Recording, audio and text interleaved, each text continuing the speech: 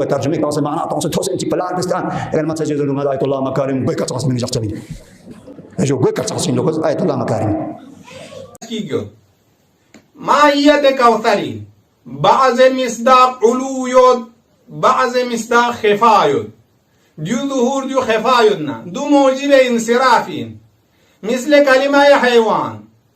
حیوان مصداق تن بلن ظهور یود حیوان دون گوچین انسان من گوچمین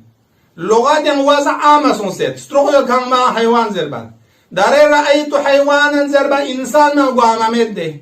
ادو چواد کوثر زربان زهرا من یانسو گوچمین چیا زهرا ظهور یود اکه الامثال خود اغا مکارم بزرد مصداق اظهر این خب مذهب مصداق اظهر اینکا تو اخفا سقیقا تنین کر باید پو آخویی بیانی کزم سے اغا مکاری منگوی کلو شده نیگن خره آخویی دی قانون بی نظر من ہے ناز آغا مکاری می دون لخویی تنگ چا نا شیست بات تو ای دون لبی تنگ مرگوشن جنتی تورا چه دنگا از کیارچن خویی دوی زلیوت زره یا کیون کنتست پس داره غچا دینه جواب تان زگران دو بنا داره منا کسمان چیزون سور منا ادبی کا کلیاره علم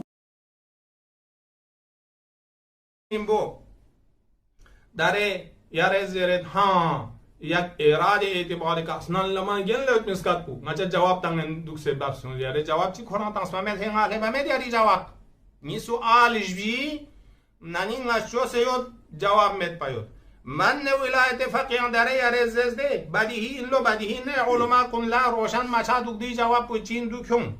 چیا خمینیز دیانو که ولایت فلان و فلان زست فلان فلان ابابکر عمر به ولایت و چوزن تشبیه چیا تنزدی جواب بکن ما لبامت اما سکات تون مو بس زیر بیاد پو دو ایراد من چیا جامعه پوینتس 30 سال باطل منوک انو تنگنچیک آغی دی کتابی من ذکر یامت بی ولایت ینتی طرف نچوس زیر داغ بس نیدیون چوزیود نیدیون کنلنگیت ستپا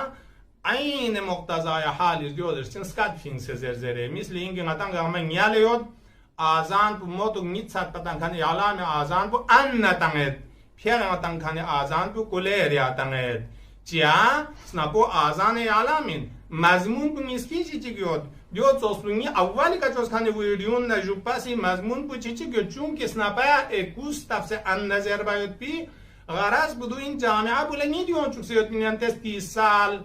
چیانگا 4 سالی دون لنجاب سیگرنه دیا مضمون بو لیگن نرامی که چوس تانس چی کورز بو که